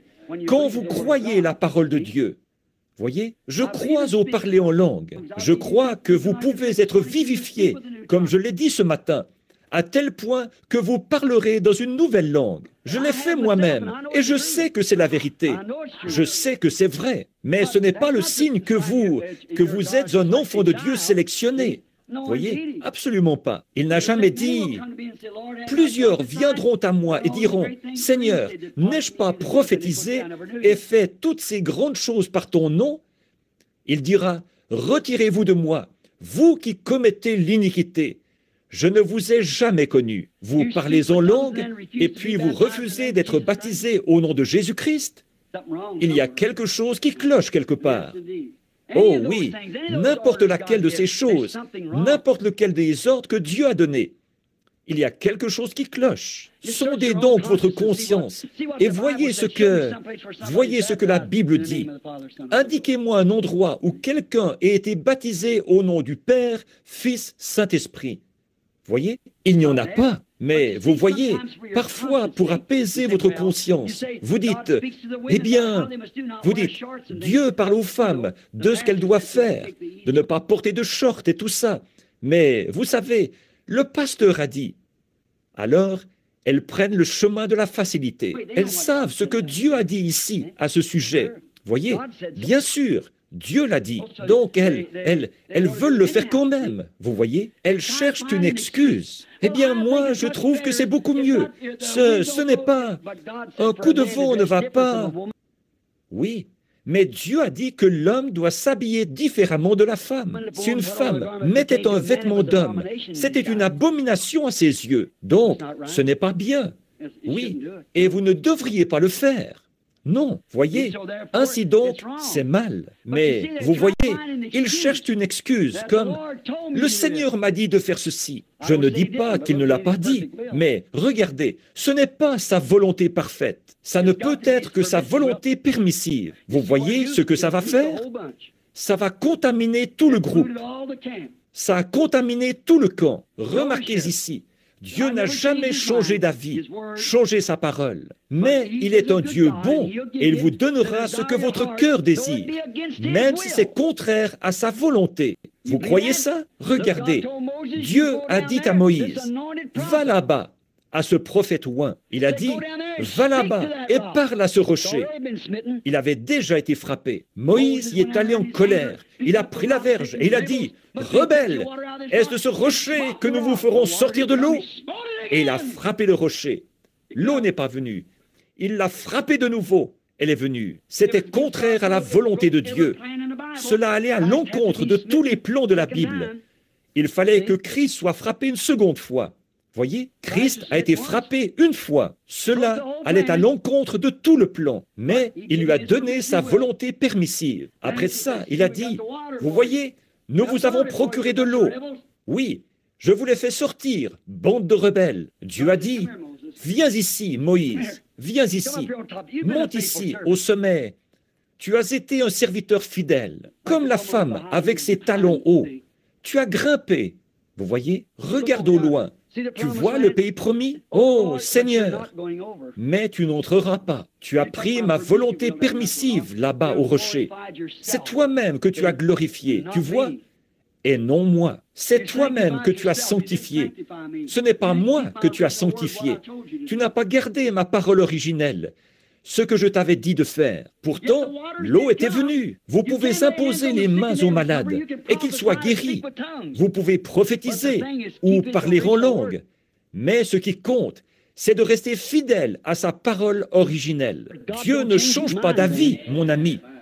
Vous devez rester fidèle à sa commission, sa volonté. Oh, mais ça, c'était pour les disciples. Il ne change pas. S'il a encore un disciple, c'est la même commission. Allez par tout le monde et prêchez l'Évangile. Voici les signes qui accompagneront ceux qui auront cru. Cela n'a jamais changé. Il ne peut pas changer. Maintenant, vous pouvez dire, « Eh bien, je vais vous dire une chose. Ça ne s'applique pas aujourd'hui. » Oh, espèce de balamite! Vous voyez, Dieu ne change pas. Il est le même hier, aujourd'hui, éternellement. Regardez donc les balamites d'aujourd'hui. Oh, je sais que dans la Bible, ils baptisaient au nom de Jésus. Mais regardez, tous les gens, peu m'importe ce que les gens ont fait, il n'y a sous le ciel aucun autre nom qui ait été donné parmi les hommes, par lequel vous puissiez être sauvés. Aucune rémission des péchés, si ce n'est par le nom de Jésus-Christ. Quoi que ce soit, combien vous êtes bon, ce que vous faites, ça n'a absolument rien à voir. Il s'agit de la parole originelle de Dieu. Vous devez vous en tenir à elle. Très bien. L'obéissance à sa parole vaut mieux que les sacrifices. Vous vous souvenez de la foi où Saül est revenu. Balaam avait un don de foi et il aurait pu l'utiliser au profit de la parole parfaite et originelle de Dieu. Beaucoup d'hommes sur le champ de travail aujourd'hui qui ont des dons de guérison pourraient faire la même chose. Beaucoup d'hommes ici, des gens qui parlent en langue, des gens qui prophétisent, qui ont un don, pourraient l'utiliser pour le royaume de Dieu. Mais ils ne le font pas. Ils prennent. Et Dieu les bénit quand même. Ils obtiennent la volonté permissive. Mais à cause de la popularité, des plaisirs, de gains personnels, ils ont vendu leurs droits d'aînesse, comme Ésaü l'a fait. Vous voyez? Ils se sont livrés entièrement à une organisation. Livrés entièrement, comme Balaam l'a fait. Voyez, tant de personnes font aujourd'hui la même chose. Nous savons que c'est vrai. Elles vendent leurs droits d'aînesse. Des femmes qui professent avoir le Saint-Esprit portent des shorts. Des hommes leur permettent de monter en chair. Des femmes aux cheveux coupés derrière la chair, le visage maquillé, en tenue ecclésiastique. La plus grosse pierre d'achoppement que l'Église ait jamais eue. Si vous voulez savoir, sur le plan des pouvoirs politiques, quelle heure il est dans l'âge du royaume, regardez où en sont les Juifs. Observez comment sont les Juifs, parce qu'ils sont une nation. Si vous voulez savoir où en sont les nations, observez les Juifs. Si vous voulez savoir où en est l'Église, observez les femmes. Observez la moralité chez les femmes, parce qu'elle est une représentation de l'Église. Quand vous voyez la souillure chez les femmes, vous trouvez la souillure dans l'Église. Ce qu'elle est devenue, une Jézabel peinturlurée. Exactement ce que l'Église est devenue. Voyez? Or, c'est la vérité, ça. Et vous le savez. Voyez? Si vous voulez savoir où en est l'Église, observez la moralité chez vos femmes. Parce l'Église est une femme. Si vous voulez connaître la situation nationale, observez les Juifs. Remarquez, comme Dieu l'a dit à Balaam, après que celui-ci avait entendu la décision bien claire, la parole, n'y va pas. Oui. Il lui a dit ensuite, après qu'il a vu ce que, dans son cœur, il voulait faire, il lui a donné sa volonté permissive. Donc, il lui a dit, vas-y, et vous pouvez faire la même chose. Si vous ne voulez pas marcher dans la vérité, vous pouvez partir et avoir un grand ministère. Certainement que vous le pouvez, mais vous prenez sa volonté permissive. Vous passez outre à sa parole. Il vous fera prospérer, certainement. Tout comme il l'a fait dans le cas de Balaam. Il a eu du succès, mais Il n'a pas pu maudire ce peuple. Il n'a pas pu le faire. En effet, chaque fois qu'il s'apprêtait à maudire, il bénissait. Vous voyez, il n'a pas pu le faire. Mais là où il a réussi, sa grande réalisation, c'est qu'il a enseigné à ces gens, par l'intermédiaire de Balak, à commettre adultère. Il a fait venir le camp d'Israël et il les a poussés à se marier entre eux. Il a dit, « Voyons, nous sommes tous un. Voyons, vous avez adoré le même Dieu. Nous avons un prophète ici. Et vous autres, vous avez un prophète là-bas. Et nous avons le même sacrifice, le même Jéhovah que nos pères. Maintenant, pourquoi ne viendriez-vous pas tous vous associer à nous? La Bible dit, ne vous unissez pas avec les incroyants. Ne vous mettez pas sous un joug avec eux. Pas du tout. S'ils n'y croient pas, tenez-vous loin d'eux. Voyez, sortez, séparez-vous, dit le Seigneur, et je vous accueillerai. Voyez, ne touchez pas à leurs choses impures. C'est vrai, leur souillure contre la parole et tout ça. Tenez-vous éloignés de ça. N'écoutez pas ça. Et ici, nous constatons que Balaam est allé là-bas et qu'il s'est mis à enseigner aux gens. Et il était dans l'égarement. Et il a suivi la voie de Balaam, sa manière de faire. Et il a enseigné à Balak. Et les enfants d'Israël ont commis adultère. Et une plaie a frappé la nation d'Israël, les gens, et des milliers d'entre eux sont morts en un seul jour. Et pendant qu'ils étaient tous là à prier devant l'autel de Dieu, un Israélite est venu avec une Madianite, une femme d'une dénomination, et ils sont entrés dans la tente. Alors, le fils du sacrificateur s'est avancé. Il a pris une lance et les a tués tous les deux. Et cela a arrêté la colère de Dieu. Vous savez que c'est l'Écriture, pas vrai? Voyez? Mais qu'est-ce qui s'était passé? Balaam, il avait réussi à affaiblir Israël. Qu'est-ce qu'il avait fait? Il avait affaibli leur camp. Dieu l'avait laissé aller là-bas affaiblir leur camp. Et cela a contaminé tout le camp. Et quand une doctrine prend naissance, qui n'est pas la vérité biblique, cela contamine tout le camp. Quelqu'un qui se lève avec une idée différente, comme Corée, et qui dit, eh bien, ceci, cela et autre chose. Et moi, j'ai une idée différente. Cela contamine tout le camp. Et c'est ce qui est arrivé à tout le camp de l'Église aujourd'hui. C'est vrai. En enseignant comme il l'a fait, cela a affaibli tout le camp pour ce qui allait venir. Kadès Barnéa. La confrontation avec la parole. Quand ils sont arrivés à Kadès Barnéa, alors le camp était affaibli. Ils sont revenus. Ils y étaient allés juste après. Souvenez-vous, ils avaient mangé de la nourriture d'ange. Ils avaient la parole de Dieu manifestée chaque soir. Et ils avaient mangé cette nourriture. Ils avaient bu au rocher. Tous, ils avaient vu les miracles. Ils avaient observé Moïse. Ils avaient vu sa parole. Ils avaient vu ses prophéties. Tout. Et alors, finalement, quand ils ont écouté ce faux docteur qui s'est introduit parmi eux et les a mal enseignés, il a affaibli le camp. Et ça lui a permis d'avoir du succès. Il a peut-être construit des édifices valant $1 million. Il a peut-être eu de grandes dénominations. Il a peut-être ajouté des milliers de personnes et accompli de grandes œuvres, des œuvres puissantes. Et il était prophète. C'est bien, mais tant que ce n'est pas conforme à la parole de Dieu, mieux vaut vous tenir éloigné de ça. Dieu ne change pas d'avis. Tenez-vous-en strictement à sa parole, parce que c'est ce qui va se déclarer à la fin. La parole, mot pour mot, quiconque en retranchera une seule parole ou y ajoutera une seule parole. Cette parole doit rester telle qu'elle. Maintenant, écoutez attentivement là. Quand le test de la parole est arrivé, quand ils sont entrés là et qu'ils ont vu que l'opposition était très forte, l'opposition la plus forte qu'ils aient jamais vue, les Amalécites étaient 10 fois leur taille.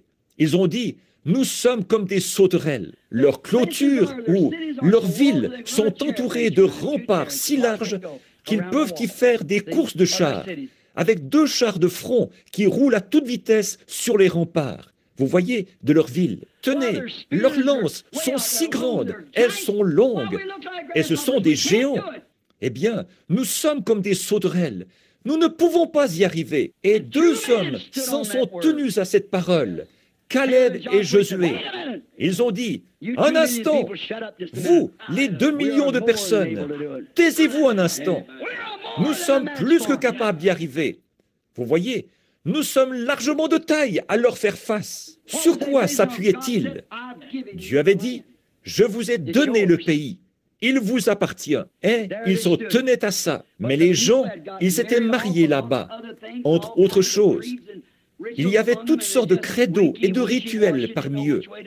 Et ils étaient tellement faibles, tellement mous, qu'ils ne savaient pas quelle direction prendre, ni ce qu'il fallait faire. C'est vrai. Alors est venu le test de la parole. Malgré tout, il vous donne la permission de vous permettre votre volonté, une volonté permissive, en sachant que ce qu'il y a dans votre cœur, il le sait. Vous dites, eh bien, frère Branham, je fais telle et telle chose.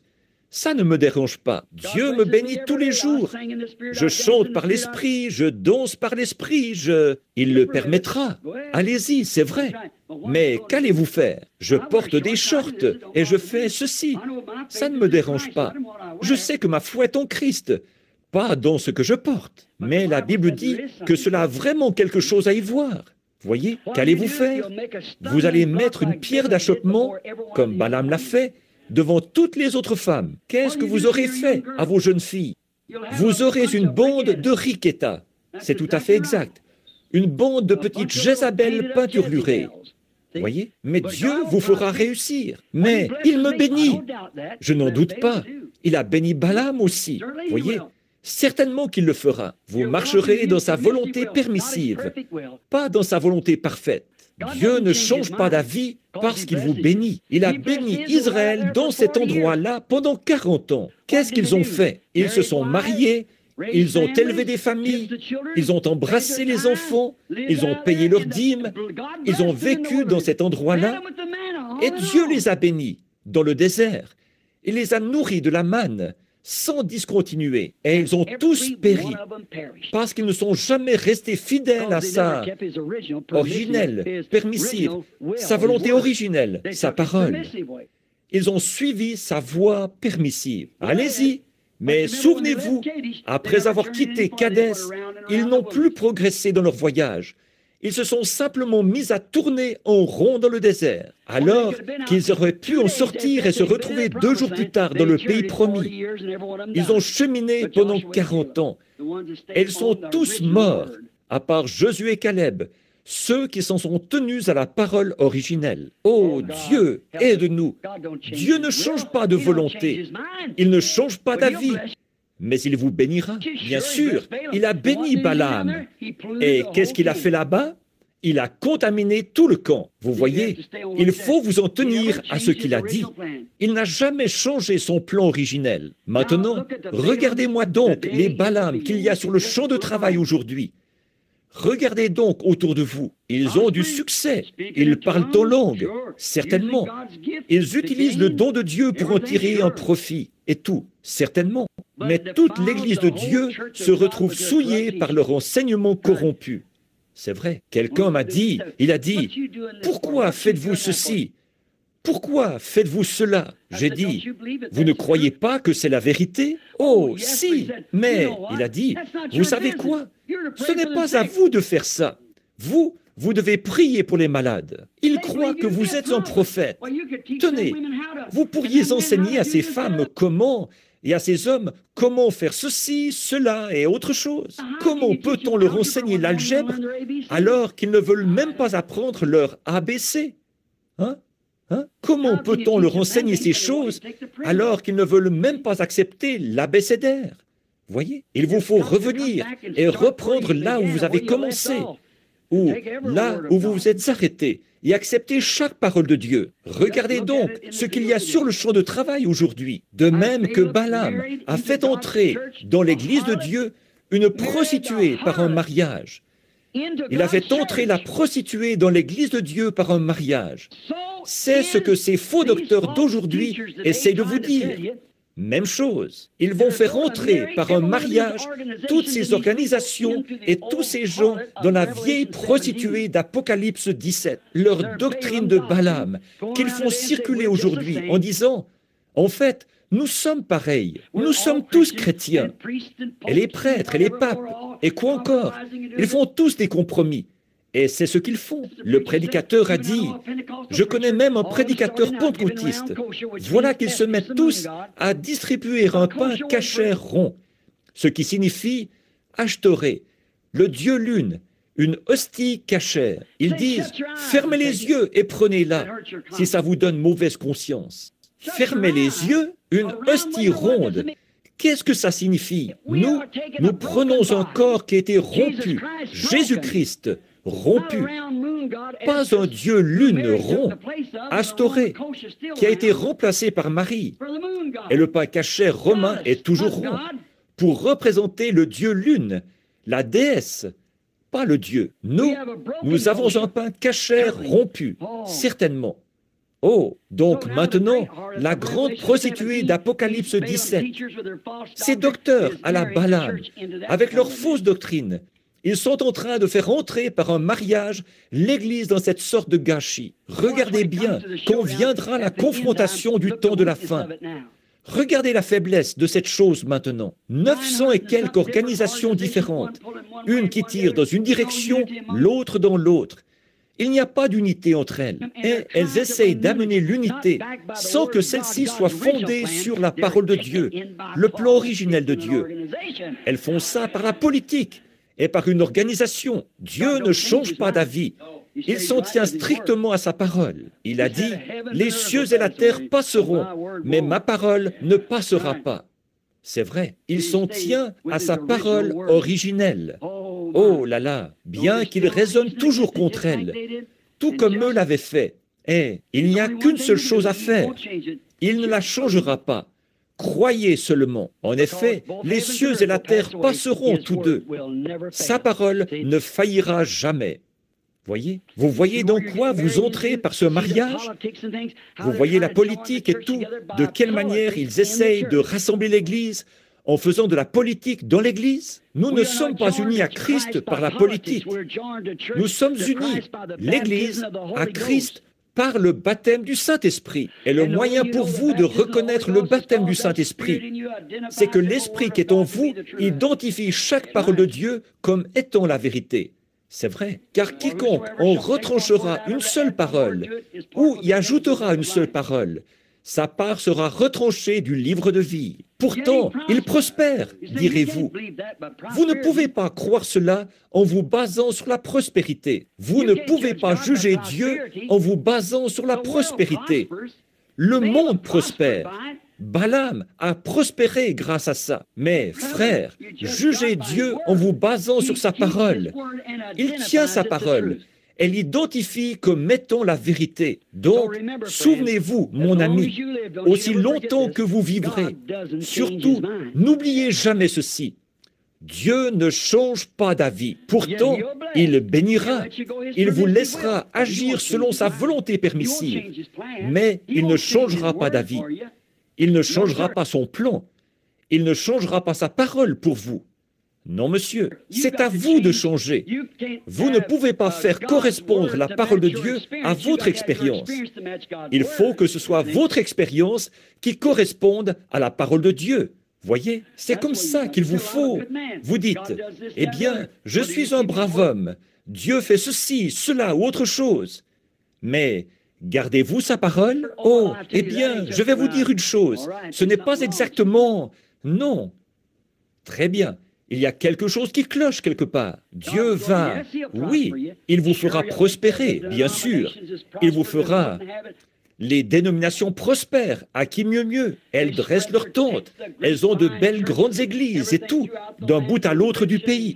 Elles sont riches, l'argent y coule à flot, et des membres y viennent de partout. La Bible ne dit-elle pas, on a trouvé chez elle même les richesses du monde, et même des âmes d'hommes. Et toutes ces choses qu'on a trouvées dans cette vieille prostituée, qui est la mère de tout ça, de la politique et de l'organisation. Mais le petit groupe de Dieu, c'est son épouse qui est centrée sur cette parole. Puisse le cher Père Céleste vous garder à jamais stabilisé à cet endroit précis. Ne vous éloignez jamais de cette parole. Vous aurez beau bénir, vous aurez beau... Dieu aura beau guérir vos malades, il aura beau guérir votre bébé malade, il aura beau guérir votre mari, votre femme, il aura beau guérir votre mère, quelqu'un d'autre. Vous aurez beau sauter sous l'effet de son esprit et danser d'un bout à l'autre. Souvenez-vous, la pluie tombe sur les justes et sur les injustes de la même manière. Mais quand cette semence se trouve là, ou bien elle est prédestinée, ou bien elle n'est pas prédestinée. Et si elle est prédestinée, elle peut, si c'est du blé, elle doit produire du blé. Si c'est une parole de Dieu, elle doit produire la parole de Dieu. Si elle n'est pas ça, eh bien, alors elle ne l'est pas.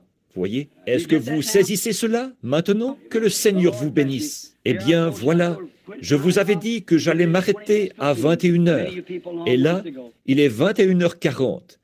Beaucoup d'entre vous ont un long trajet à faire. Je vous aime. Et la raison pour laquelle je vous retiens comme ceci, ce n'est pas parce que je veux être cruel envers vous, mais je vous aime. Et ce que je sais, je n'en cache rien. Je vous dis la vérité. Ailleurs, dans les réunions, là où je vais, vous ne m'entendez jamais prêcher ces messages-là. Non, je vous ai promis de venir à ce tabernacle. C'est d'ici même que je prêche mes messages. J'en ai encore 3 ou 4 ici que le Seigneur m'a donnés. J'ai les passages de l'Écriture qui s'y rapportent, que je n'oserais jamais prêcher ailleurs qu'ici même. C'est d'ici que la parole de Dieu est sortie au départ. Et jusqu'à ce que Dieu change ça, je reste ici même et j'apporte ça ici même. C'est vrai. Là-bas, dans les réunions, je prie pour les malades et toutes ces choses. Et, en à côté, je dis des choses d'une manière détournée, afin que les brebis l'entendent. Elles savent de quoi il est question. Autrement, c'est juste l'appât sur l'hameçon, vous voyez? Je présente les signes qui tentent de montrer que Dieu connaît, par le discernement, qu'il connaît le cœur des gens et qu'il fait ces choses. C'est un don pour l'évangélisation, juste pour stimuler les gens. Tout à coup, une bombe magnétique atterrit dans leur maison. Alors, le tour est joué. Si c'est une brebis, elle s'unit tout de suite à cela. Si c'est un bouc, il jette la bombe dehors. Ah oui, vous voyez, c'est... Et vous avec, c'est exact, Ben. Ça, c'est tout à fait exact. Ben, on a fait l'expérience. Très bien. Eh bien, c'est vrai. N'êtes-vous pas heureux de lui appartenir? N'êtes-vous pas heureux? Jadis, nous chantions un petit chant pentecôtiste, il y a bien longtemps. Il allait comme ceci. I'm so glad that the Lord brought me out. I'm so glad that the Lord brought me out. If it had not been for Jesus, where would I be? I'm so glad that the Lord brought me out. Oh, I've been happy since the Lord brought me out. I've been happy since the Lord brought me out. If it had not been for Jesus, where would I be? I'm so glad since the Lord brought me out. I've been shouting since the Lord brought me out. I've been shouting since the Lord brought me out. If it had not been for Jesus, oh, where would I be?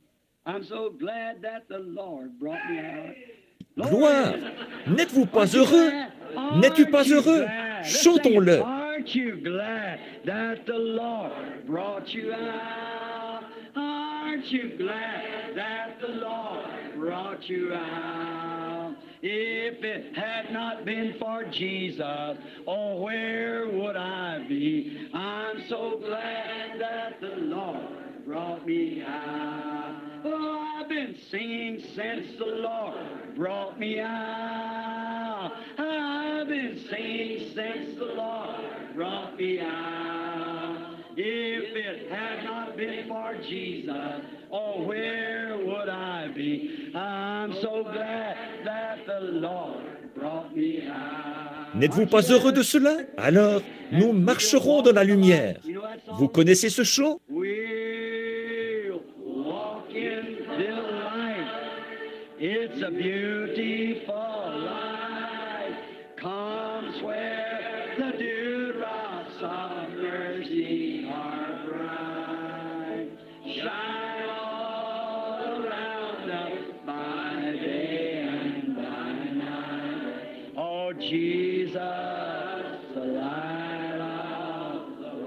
N'aimez-vous pas ça? Chantons-le de nouveau.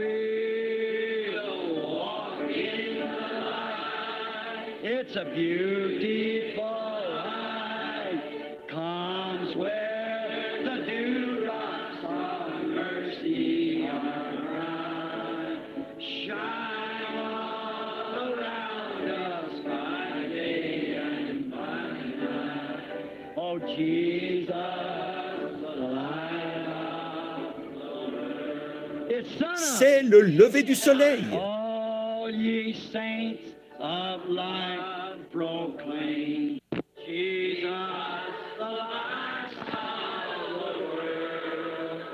Truth and mercy in His name. Jesus, the light. Maintenant, levons les mains en le chantant. Oh, we walk in this light. It's such a beautiful light. It comes where the dewdrops of mercy are bright. Shine all around us by day and by night. Jesus, the light of the world. Shake one another's hand. Oh, it comes where the dewdrops of mercy are. Aren't you glad your children, the sun's up? And all around us by day and by night. Little children love one another. Oh, we'll just walk in the light. It's such a beauty. Manifestation of His Word comes where the dewdrops of mercy are bright. Just shine all around us by day and by night. It's Jesus, the light of the world. Y'all believe it? We're marching to Zion, a beautiful, beautiful Zion. Oh, we're marching upward to Zion, that beautiful city of God. Oh, we're marching to Zion, beautiful, beautiful Zion. We're marching upward to Zion, that beautiful city of God. Let those refuse to sing who never knew our God, but children of the heavenly King, and but children of the heavenly King, and may speak their joys abroad, may speak their joys abroad. For we're marching to hallelujah, the beautiful, beautiful Zion. For we're marching upward to Zion, that beautiful city of God. Oh, we're marching to Zion, a beautiful, beautiful Zion. We're marching upward to Zion, that beautiful city of God. Get your handkerchief out. Take out your handkerchief just a minute. Let's give the Lord a wave offering. It ain't a sheep, but they took from the body of Paul handkerchiefs. Hallelujah. Oh, we're marching to Zion.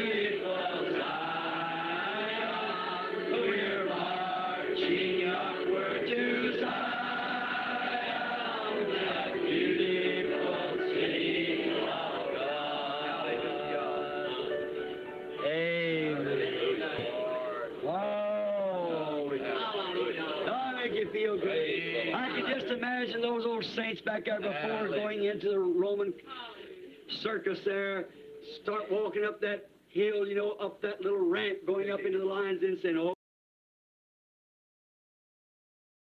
we're marching to Zion.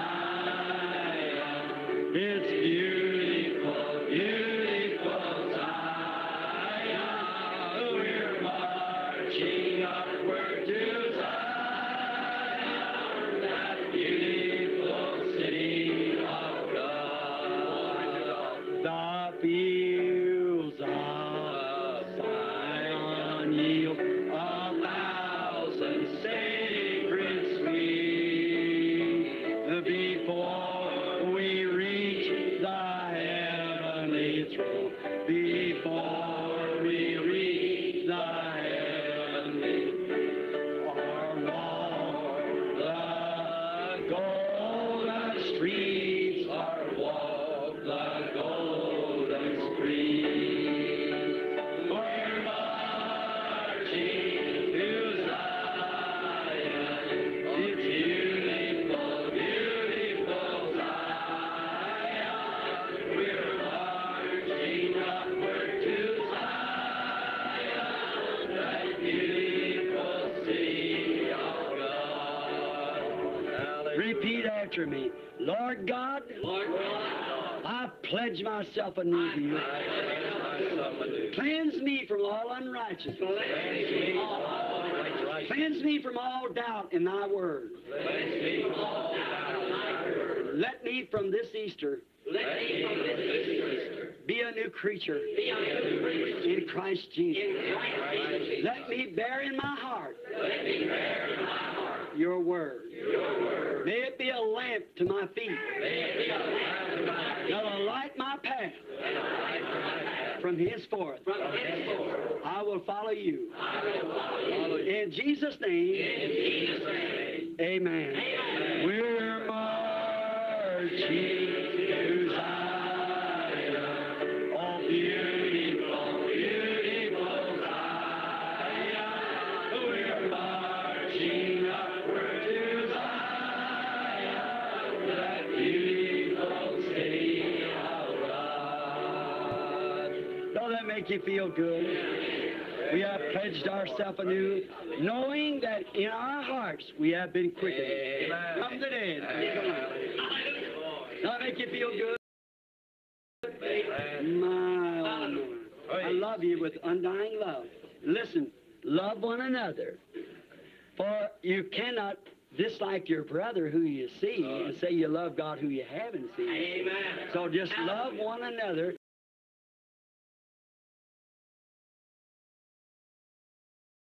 And you serve one another, you serve God. Is that right? As you do unto the least of these that's got quickening power in them, you've done it unto me. When did we see you in need? When did we visit you in prison? When did we do these things? What you done to them, you did it to me.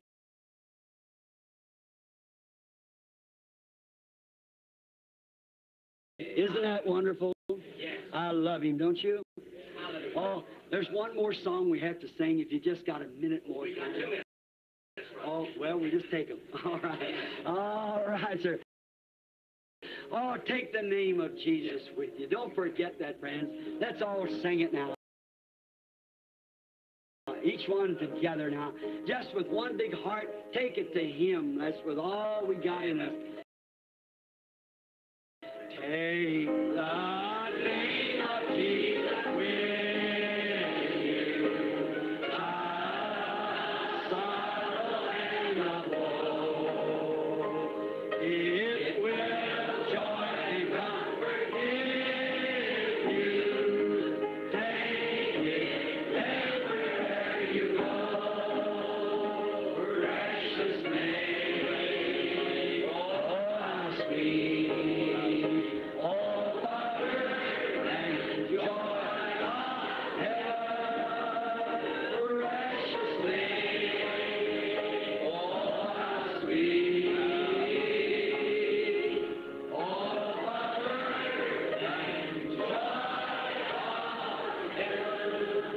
Remember now, Pray for me when the hot persecution winds are blowing, when devils on every side is challenging you.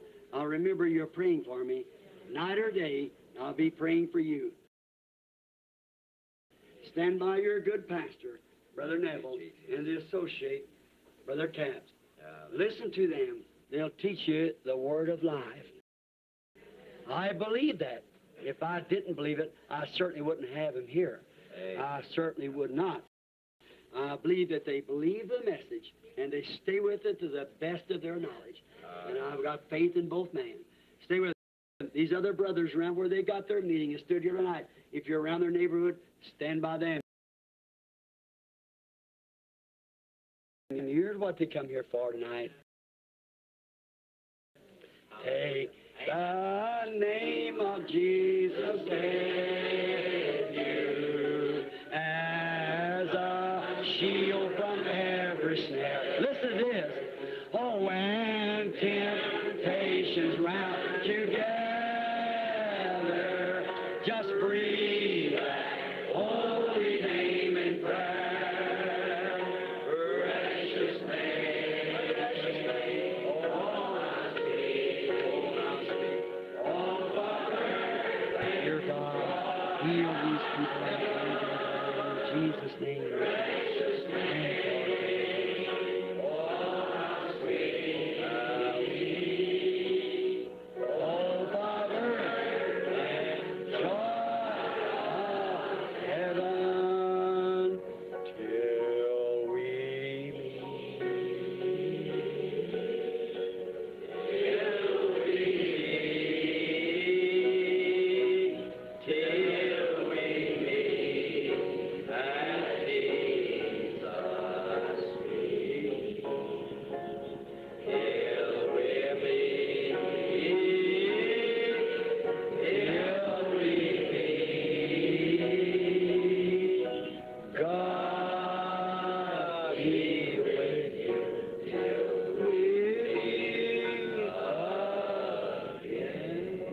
Let's bow our heads now.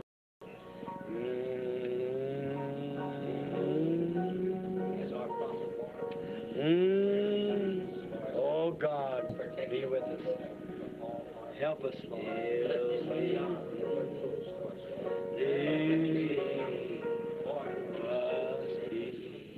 Till we God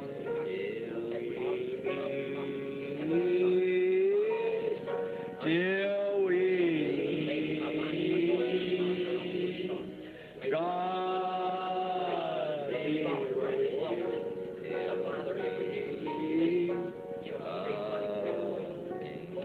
That's truly my prayer till we meet again.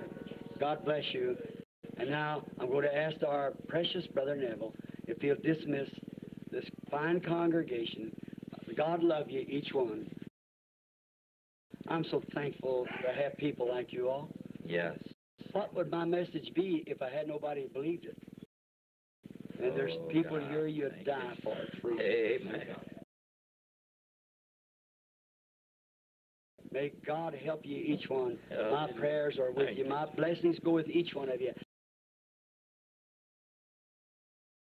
May you not forget that you're a part in that Hallelujah. resurrection. Thank The you. quickening power is now in you.